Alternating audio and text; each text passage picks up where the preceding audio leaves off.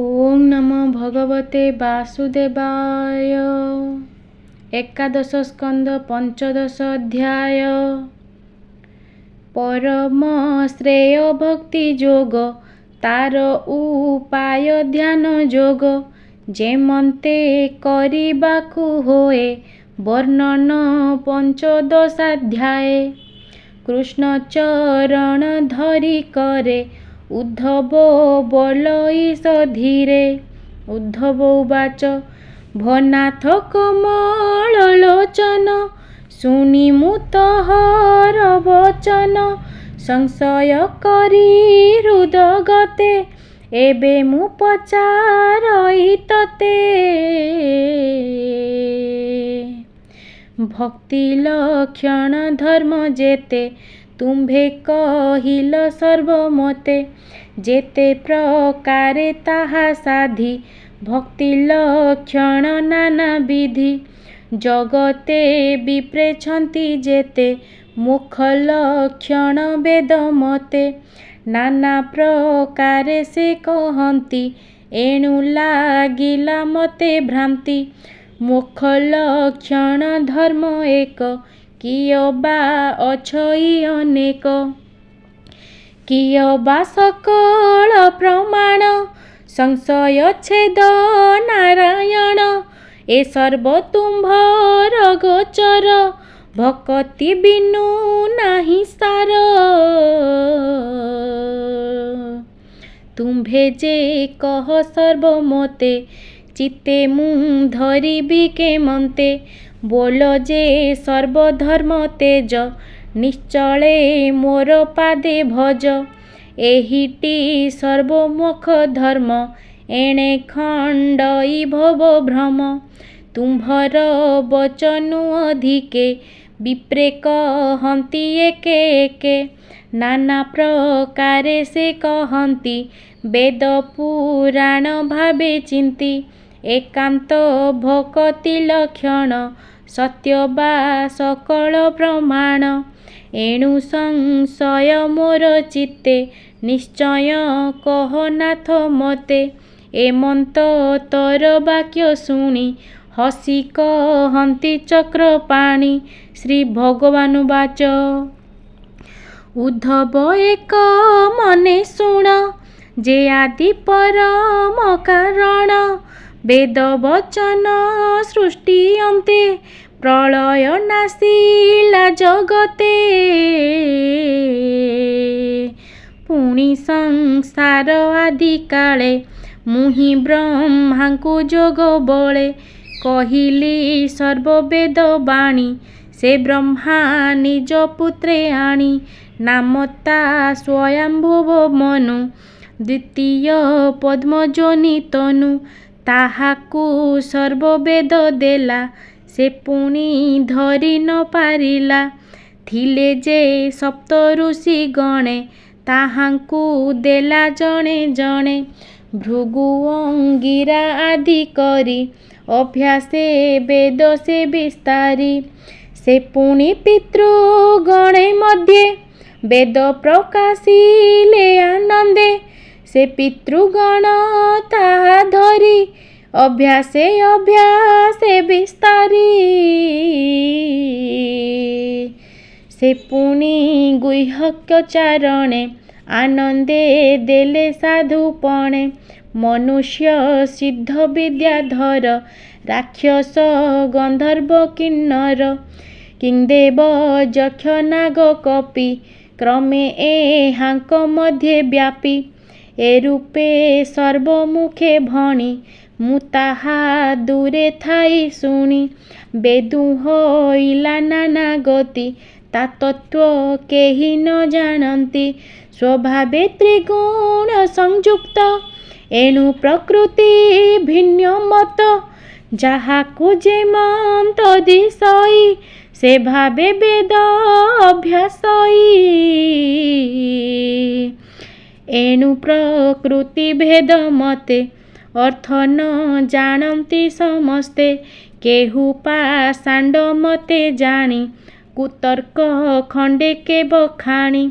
एमंत भावे नाना मते ବେଦ ବିଚାରନ୍ତି ଜଗତେ, ଏ ରୂପେ ଶ୍ରଦ୍ଧା ଅନୁମତେ, ମୋହର ମାୟାରେ ମୋହିତେ, ଯେ ଯାହା ଶ୍ରେୟ ଚିନ୍ତେ ଚିନ୍ତି, କର୍ମ କରନ୍ତେ ନାନା ମତେ, ଫଳଇ କର୍ମ ଅନୁସାରେ, ବିପାକ ଲଭନ୍ତି ସଂସାରେ, କେ ଧର୍ମ ମାର୍ଗ ଆଚରନ୍ତି, କେ ଅବା କାମ୍ୟ କର୍ମ ଚିନ୍ତି, କେ ସତ୍ୟ ସମଦମ ଦାନେ, କେ ଯଜ୍ଞ ତପ ଅନୁମାନେ, କାହାର ଚିତ୍ତେ ତ୍ୟାଗ ଭୋଗ, କେ ଅଷ୍ଟ ଐଶ୍ୱର୍ଯ୍ୟ ସଂଯୋଗ, କେ ବ୍ରତ ନିୟମ ଆଚରେ, ଏମନ୍ତେ ଅନେକ ପ୍ରକାରେ, କର୍ମ ସାଧନ୍ତି ଫଳେ ଲୋଭେ, ଗୁଣ ବୈଭବ କ୍ରିୟା ଦମ୍ଭେ,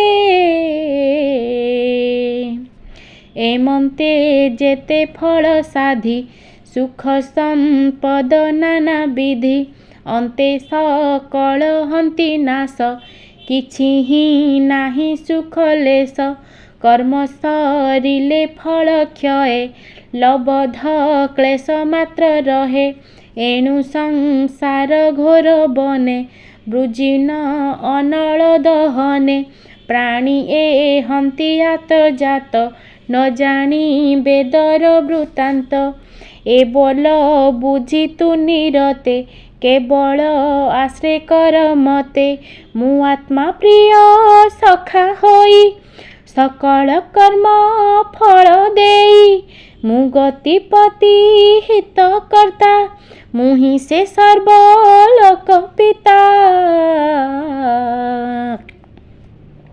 ମତେ ଭଜନ୍ତି ପ୍ରାଣୀ ଯେତେ, ସୁଖେ ସେ ତରନ୍ତି ନିଶ୍ଚିନ୍ତେ, ଜନ୍ମ ମରଣେ ନାହିଁ ଭ୍ରାନ୍ତି, ହେଳେ ସଂସାରୁ ତରି ଯାନ୍ତି, ବିଷୟ ସୁଖେ ଯାର ଚିତ୍ତ, ମୋର ଭଜନେ ସେ ବଞ୍ଚିତ, ଯେ ପ୍ରାଣୀ ଅକିଞ୍ଚନ ମତ, ସମସୁ ଶାନ୍ତ ଦାନ୍ତ ଚିତ୍ତ, ମୋର ଆନନ୍ଦ ରସେ ରସେ, ସୁଖ ସମୁଦ୍ରେ ନିତ୍ୟେ ଭାସେ, ମୁଁ ଚାକୁ ହୁଅଇ ସୁଦୟା, ତାହାର କାହିଁ ଦୁଃଖ ଭୟା, ଦେଖଇ ଅନ୍ତର ବାହାରେ, ସକଳ ସୁଖ ସବୁଠାରେ, ମୋହର ଭାବେ ଯେ ମରଇ, ତାର ସମ୍ପଦେ କାର୍ଯ୍ୟ ନାହିଁ, ବ୍ରହ୍ମପଦକୁ ନାହିଁ ବାଞ୍ଛା, ନ କରେ ଇନ୍ଦ୍ର ପାଦେ ଇଚ୍ଛା, କି ଅଷ୍ଟ ନିଧି ଭୋଗ ସଧ, ଶପଥ ଦୀପେ ରାଜପଦ, ପାତାଳ ଭୋଗେ ଇଚ୍ଛା ନାହିଁ, ନିର୍ବାଣ ପଦ ନ ବାଞ୍ଛଇ, ମତେ ସମର୍ପେ ଚିତ୍ତ ବିତ, ନୁହଇ ମାୟାରେ ମୋହିତ, ସେ ମୋର ଯେଡ଼େ ପ୍ରିୟ ହୋଇ, କହଇ ଶୁଣ ମନ ଦେଇ, ବ୍ରହ୍ମା ଯେ ମୋହର ନନ୍ଦନ, ତାକୁ ନ ରମେ ମୋର ମନ, ମୋହର ଆତ୍ମା ପଶୁପତି, ତେଣେ ମୋହର ନାହିଁ ପ୍ରୀତି, ମୋହର ଭାଇ ହଳ ପାଣି, ଲକ୍ଷ୍ମୀ ଯେ ମୋହର ଘରଣୀ, ନିତ୍ୟେ ବସଇ ବକ୍ଷସ୍ଥଳେ, ମୋ ରୂପ ଯେତେ ଭୂମଣ୍ଡଳେ, ତୁ ଯେ ମୋହର ପ୍ରିୟତମ, କେହି ନୁହନ୍ତି ତର ସମ, ସ୍ୱଭାବେ ନିରପେକ୍ଷ ଶାନ୍ତ, ତପସ୍ୱୀ ରିପୁ ବିବର୍ଜିତ, ସମଦରସୀ ପ୍ରେମପ୍ଲୁତ, ଦୟା ସାଗର ପରହିତ, ଏମନ୍ତ ପ୍ରାଣୀଙ୍କର ପଛେ, ନିତ୍ୟେ ମୁଁ ବୁଲଇ ପ୍ରତ୍ୟକ୍ଷେ, ଆବରି ଥାଇବେନି ପାଶେ, ତାର ଚରଣ ରେଣୁ ଆସେ, ମୋର ଅନ୍ତରେ ବିଶ୍ୱ ଯେଣୁ, ପବିତ୍ର କରଇ ସେ ରେଣୁ, ସେ ପ୍ରାଣୀ ବହେ ଯେତେ ଗୁଣ, ଉଦ୍ଧବ ସାବଧାନେ ଶୁଣ, ସ୍ୱଭାବେ ଅକିଞ୍ଚନ ଦେହେ, ସକଳ ଭୂତେ ଦୟା ବହେ, କାମକୁ ଜିଣି ପ୍ରେମ ପ୍ଲୁତ କେବଳ ସୁଶାନ୍ତ ମୋହତ ସେ ମୋର ସୁଖ ଅନୁମାନେ କେ ତାର ମହିମା ବଖାଣେ ତା ଅନୁଭବ ସେ ଜାଣଇ କେ ତାହା ମୁଖେ ପାରେ କହି ଏମନ୍ତେ ଯେ ମୋର ଭକତ ସେ ଯେବେ ବିଷଏ ବାଧିତ ଅଜିତ ଇନ୍ଦ୍ରିୟଙ୍କ ଦୋଷେ ଯେବେ ବିଷୟ ରସେ ରସେ ମୋର ଭକତି ଭାବ ବଳେ ବିଷୟ ନ ଲାଗେ ନିଶ୍ଚଳେ ମୋ ନାମ ନିତ୍ୟ ଭଣେ ମୁଖେ ଆନନ୍ଦେ ବିହରଇ ସୁଖେ ଜଳନ୍ତା ଅନଳେ ଯେ ସନେ ସମିଧ ହୁଅଇ ଦହନେ ତାର ଶରୀରେ ପାପ ଯେତେ ଦହନ ହନ୍ତି ସେହି ମତେ ଉଦ୍ଧବ ଶୁଣ ଏକ ଚିତେ ଗୁପତ କଥା ନୁ କହୁଁ ତୋତେ ଯେତେ ଏ ଦାନ ବ୍ରତ ତ୍ୟାଗ ଧର୍ମ ଆଚାର ସାଂଖ୍ୟ ଯୋଗ ଏ ମତେ ନ ପାରନ୍ତି ଧରି ନାନା ପ୍ରକାରେ ବଶ କରି ଭକତ ଜନେ ବସ ମୁହିଁ ତାର ରକ୍ଷଣେ ମୋର ଦେହି ମୁଁ ଏ ସଂସାର ଅଛି ଛନ୍ଦି ଭକତ ପାରେ ମତେ ବାନ୍ଧି ଦୁର୍ଜୟ ଦେହ ମୋର ଶୂନ୍ୟ ଭକତ ଭାବେ ମୁଁ ବନ୍ଧନ ଏଣୁ ଭକତ ଜନ ପାଶେ ନିତ୍ୟ ମୁଁ ଥାଇ ଭାବ ବସେ ତେଣୁ ଭକତ ଏ ସଂସାରେ ଅଶେଷ ଜନ୍ମ ଦୋଷ ହରେ ଚାଣ୍ଡାଳ ପତିତ ପାମର ମ୍ଲେଚ୍ଛ ଅଧମ ଦୁରାଚାର ଏ ଆଦି ପାପୀ ଜନ ଯେତେ ଯେବେ ମୋ ଭକତ ଅଗ୍ରତେ ଦୁଇ ବୋ ଯୋଗେ ସଙ୍ଗ ମେଳେ ମିଳନ୍ତି ପୂର୍ବ ପୁଣ୍ୟ ଫଳେ ଦର୍ଶନ ସ୍ପର୍ଶନ ଶ୍ରବଣେ ନିର୍ମଳ ହନ୍ତି ତତ୍କ୍ଷଣେ ପାପ ନ ରହେ ତାଙ୍କ ମନେ ରବି ସମୀପେ ତମ ଜେନେ ଯେ ପ୍ରାଣୀ ଦୟା ସତ୍ୟ ଯୁକ୍ତ ତପି ଧାର୍ମିକ ବିଦ୍ୟାବନ୍ତ ମୋର ଭକତି ଯେବେ ନାହିଁ ପବିତ୍ର ନହେ ତାର ଦେହି ସେ କାହୁଁ ସଂସାରୁ ତରିବ ଯେବେ ନ ଜାଣେ ମୋର ଭାବ ବୋଲନ୍ତି ପ୍ରଭୁ ଭଗବାନ ଶୁଣ ହେ ଭକତର ଚିହ୍ନ ନିରତେ ଅଙ୍ଗ ପୁଲକିତ ନୟନେ ଅଶ୍ରୁ ଜଳେ ଯୁତ ଅନ୍ତର ଦ୍ରବଇ ନିରତେ ମତି ଚଞ୍ଚଳ ବିପରୀତେ ଜଗତ ମୋର ରୂପ ଜାଣେ ନିଜ ଶରୀର ନ ପ୍ରମାଣେ ବୋଲନ୍ତି ପ୍ରଭୁ ଚକ୍ରପାଣି ଏତେ ଲକ୍ଷଣ ଭକ୍ତ ଜାଣି ଭକତି ବିନା ଅନ୍ତର୍ଗତ କେବେ ହେନୁ ହଇ ପବିତ୍ର ବୋଲଇ ଗଦ ଗଦ ବାଣୀ କ୍ଷଣକେ ହସେ ପୁଣି ପୁଣି କ୍ଷଣକେ କରଇ ରୋଦନ ଉଚ୍ଚେ ଡାକଇ ମୋର ନାମ ନାଚଇ ଉନ୍ମତ୍ତ ହୋଇ ଲଜ୍ଜା ସଂକୋଚ ଦୂରେ ଥୋଇ କ୍ଷଣେ ମୌନେ ଭାବେ ବସେ କ୍ଷଣକେ ଆନୁଆନ ଘୋଷେ ମୋର ଭକତ ମୋର ମିତ୍ର ସେ କରେ ଜଗତ ପବିତ୍ର ନିର୍ମଳ ମତି ତାର ନିତ୍ୟ ଭ୍ରମଇ ଉଦର ଚରିତ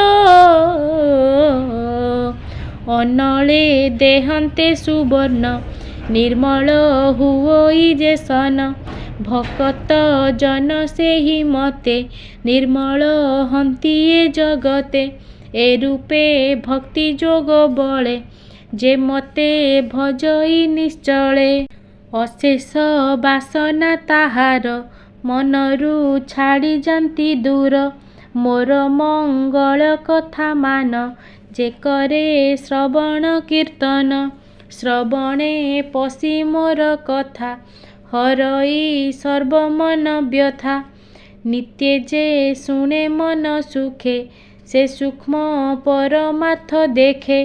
ଅଞ୍ଜନ ରଞ୍ଜୁଥିଲେ ନିତ୍ୟ ମଳିନ ରହେ ଯେହ୍ନେ ନେତ୍ର। ବିଷୟ ସ୍ମରଣେ ନିରତେ ଯେହ୍ନେ ବିଷୟ ଜଡ଼େ ଚିତେ। ମୋର ସ୍ମରଣ ଯାର ଚିତେ ତାପାସେ ଥାଇ ମୁନିରତେ। ଏ ବୋଲ ବୁଝି ମତେ ଭଜ ଅସତ ଧ୍ୟାନ ବେଗେ ତେଜ। ମୋ ରୂପ ଦେଖ ସର୍ବଠାବେ ମୋର ଚରଣ ଭଜ ଭାବେ। ନିରଳେ ବସି ଏକ ସ୍ଥାନେ ନିଶ୍ଚିନ୍ତେ କଳ୍ପିବ ଆସନେ। ମୋର ମଧୁର ରୂପ ଧ୍ୟାନେ ବସି ଚିନ୍ତିବ ସ୍ଥିର ମନେ। ସ୍ତ୍ରୀ ସଙ୍ଗେ ସ୍ତ୍ରୀ ସଙ୍ଗୀଙ୍କ ସଙ୍ଗେ ଚିତ୍ତ ବଢ଼ଇ ନାନା ରଙ୍ଗେ। ଏଣୁ କୁସଙ୍ଗ ଦୂର କରି ହୃଦେ ମୋ ଭାବ ଥିବ ଧରି। ଆତ୍ମାର ହିତ ନିତ୍ୟ କର ହସି କହନ୍ତି ଦାମୋଦର। ଉଦ୍ଧବ ଶୁଣ କୃଷ୍ଣ ବାଣୀ କପାଳେ ଦେଇବେନି ପାଣି। ବୋଲଇ ଶୁଣ ଭଗବାନ ତୁମ୍ଭେ କହିଲ ତୁମ୍ଭ ଧ୍ୟାନ। କି ରୂପେ ଜଗତ ବିଖ୍ୟାତ କହ ହେ ତ୍ରିଭୁବନ ନାଥ। ଭକ୍ତ ବତ୍ସଳ ଭଗବାନ ବିକଚ କୋମଳ ଲୋଚନ। ଯେ ଧ୍ୟାନେ ଯୋଗୀ ଜନେ ଚିନ୍ତି ଘୋର ସଂସାରୁ ତରି ଯାନ୍ତି। କି ରୂପେ କରି ତତେ ଧ୍ୟାନ କହ ହେ ଦେବକୀ ନନ୍ଦନ। ଶୁଣି ଉଦ୍ଧବ ବାଣୀ କର୍ଣ୍ଣେ କୋମଳ ମଧୁର ବଚନେ। ବୋଲନ୍ତି ପ୍ରଭୁ ଜଗନ୍ନାଥ ଶୁଣ ଉଦ୍ଧବ ଧ୍ୟାନ ମୋତ। ଶ୍ରୀ ଭଗବାନ ବାଚ ସମ ଆସନେ ବସି ଧୀରେ ସୁଖରେ ସମକଳେ ବରେ। ଜାନୁ ଯୁଗଳେ ବେନି ପାଣି ଦୃଢ଼େ ସ୍ଥାପିବ ବେଳେ ଜାଣି। ବେନି ନୟନ ନାସା ଅଗ୍ରେ ନିଶ୍ଚଳେ ସ୍ଥାପିବ ସମଗ୍ରେ। ପବନ ତଳି ନାସା ଦ୍ୱାରେ ପୂରକ କୁମ୍ଭକ ପ୍ରକାରେ। ଅଳପ ଅଳପ ସାଧନେ ଚିତ୍ତ ସ୍ଥାପିବ ସଂଯମନେ। ଓଙ୍କାର ପବନ ନିଶ୍ଚଳୁ ତଳିବ ହୃଦୟ କମଳୁ। ଉତ୍ତମ ଘଣ୍ଟନାଦ ସ୍ୱନେ ମନ ପବନ ଏକ ଧ୍ୟାନେ। ମୃଣାଳ ସୂତ୍ର ମାର୍ଗେ ଧରି ନିଶ୍ଚଳେ ଅନାହତେ ପୁରୀ। ଲବନୀ ମିଶ ଦଣ୍ଡ ଘଡ଼ି ନିତ୍ୟ ସାଧିବ ଦୁଃଖେ ପଡ଼ି। ଏ ରୂପେ ଅନ୍ତର ବାହାରେ ଧ୍ୟାନେ ସାଧିବ ନିରନ୍ତରେ। ଏମନ୍ତ ସାଧି ଏକ ମାସେ ପ୍ରାଣ ପବନ ସ୍ଥାପି ବସେ। ହୃଦୟ ପଦ୍ମ ମଧ୍ୟ ଭାଗେ ଯେ ଅଷ୍ଟ ଦଳ ଅଷ୍ଟ ଦିଗେ। ମଧ୍ୟେ ପାଖୁଡ଼ା ଚାରି ପାଖେ ନିତ୍ୟ ଲମ୍ବଇ ଅଧମୁଖେ। ଧ୍ୟାନେ ଚିନ୍ତିବ ଦୃଢ଼ ବନ୍ଧେ ଯେ ଅଷ୍ଟ ଦଳ ତାର ଊର୍ଦ୍ଧ୍ୱେ। ସୂର୍ଯ୍ୟମଣ୍ଡଳ ଚିନ୍ତା କରି ସମମଣ୍ଡଳ ମଧ୍ୟେ ଭରି। ତାହାର ମଧ୍ୟେ ହୁତାସନ ତା ମଧ୍ୟେ ସୁବର୍ଣ୍ଣ ଆସନ। ତାର ଉପରେ ଦିବ୍ୟ ରୂପ ଚିନ୍ତିବ ମୋହର ସ୍ୱରୂପ। ଆଜାନୁ ଲମ୍ବେ ଭୁଜ ଚାରି ଶଙ୍ଖ କୋମଳ ଗଦାଅରି। ଶ୍ରୀମୁଖ ସୁନ୍ଦର କୋପଳ ବିକଚ ପଦ୍ମ ପ୍ରାୟ ଡୋଳ। ଶ୍ରବଣେ ମକର କୁଣ୍ଡଳ ହୃଦେ ଲମ୍ବଇ ବନମାଳ। ନୀଳ ଜଳଦ କଳେବର କଣ୍ଠେ କୌସ୍ତୁଭ ମଣିହାର। ହୃଦୟରେ ଶ୍ରୀବତ୍ସର ଚିହ୍ନ ପୀତ ବସନ ପରିଧାନ। ମଞ୍ଜୁ ମଞ୍ଜିର ପାଦୁ ଯୁଗେ ରତ୍ନ ମେଖଳା କୋଟି ଭାଗେ। ଯଜ୍ଞପବତୀ କନ୍ଧେ ସହେ ସୁନ୍ଦର ତନୁ ମନ ମୋହେ। ମେଘ ଗମ୍ଭୀର ପ୍ରାୟ ଶ୍ରନ ପ୍ରସନ୍ନ ଶ୍ରୀମୁଖ ଲକ୍ଷଣ ଅତି କୋମଳ ଅଟେ ଦେହି ସର୍ବାଙ୍ଗେ ଚିତ୍ତ ସୁଦୃଢ଼େ ଦେଇ। ଏ ରୂପେ ଧ୍ୟାନ ମତେ କରି ଚଞ୍ଚଳ ଇନ୍ଦ୍ରିୟ ନିବାରି ବୁଦ୍ଧି କି କରି ଆଗୁସାର ପଣ୍ଡିତ ଜନଙ୍କ ବ୍ୟବହାର ସର୍ବସଙ୍ଗ ମୁଁ ମନ ହରି ନିଶ୍ଚଳେ ମୋର ରୂପ ଧରି। ମୋ ରୂପ ଚିନ୍ତିବ ନିରତେ ନ ଚିନ୍ତି ଅନ୍ୟ କିଛି ଚିତ୍ତେ ପୁଣି ସେ ରୂପ ଥୋଇ ପାଶେ ଚିତ୍ତ ନିବେଶିବ ଆକାଶେ। ଏମନ୍ତ ଆକାଶ ମଣ୍ଡଳେ ବ୍ରହ୍ମ ପ୍ରକାଶିବ ନିଶ୍ଚଳେ ସେ ବ୍ରହ୍ମେ ଚିତ୍ତ ସ୍ଥିର ଯେବେ ମୋ ରୂପ ନ ଚିନ୍ତିବ ତେବେ। ଏମନ୍ତ ସମାଧି ଯୋଗରେ ଯେ ଆତ୍ମା ସମର୍ପେ ଆତ୍ମାରେ ଜ୍ୟୋତିରେ ଜ୍ୟୋତି ମିଶେ ଯେହ୍ନେ ମତେ ସେ ଲଭଇତେ ସନେ। ସେ ବ୍ରହ୍ମ ରୂପ ସର୍ବଭୂତେ ଆତ୍ମାରେ ପ୍ରକାଶିବ ନିତ୍ୟେ ମନ ସଂଯମୀ ଏହି ମତେ ମୋ ରୂପ ଦେଖିବ ଜଗତେ। ଏ ରୂପେ ଯୋଗ ଧ୍ୟାନ ମତେ ମନକୁ ନିବେଶି ନିଶ୍ଚିନ୍ତେ ଇନ୍ଦ୍ରିୟ ଜ୍ଞାନ କ୍ରିୟା ଭ୍ରମ ତେଜି ତୁ ଲଭିବୁ ନିର୍ବାଣ। ଏମନ୍ତେ ଭ୍ରମ ଯିବ ତୋର କହିଲେ ବ୍ରହ୍ମାଣ୍ଡ ଠାକୁର ବୋଲଇ ଦାସ ଜଗନ୍ନାଥ ଶ୍ରୀ ଏକାଦଶେ ଭାଗବତ ସୁକ ପରୀକ୍ଷିତ ସମ୍ବାଦ। ଶୁଣନ୍ତେ ନ ଲାଗେ ପ୍ରମାଦ କଳି କଳ୍ମଷ ଭୟ ନାହିଁ ସୁଜନେ ତୋର ଏହା ଗାଇ। ଇତି ଶ୍ରୀମଦ୍ଭାଗବତେ ମହାପୁରାଣେ ପାରମହଂସ୍ୟାଂ ସଂହିତାୟାଂ ଏକାଦଶ ସ୍କନ୍ଧେ ଭଗବଦୁଦ୍ଧବ ସଂବାଦେ ଧ୍ୟାନଯୋଗ ବର୍ଣ୍ଣनं ନାମ ପଞ୍ଚଦଶ ଅଧ୍ୟାୟ। ଓಂ ନମୋ ଭଗବତେ ବାସୁଦେବାୟ।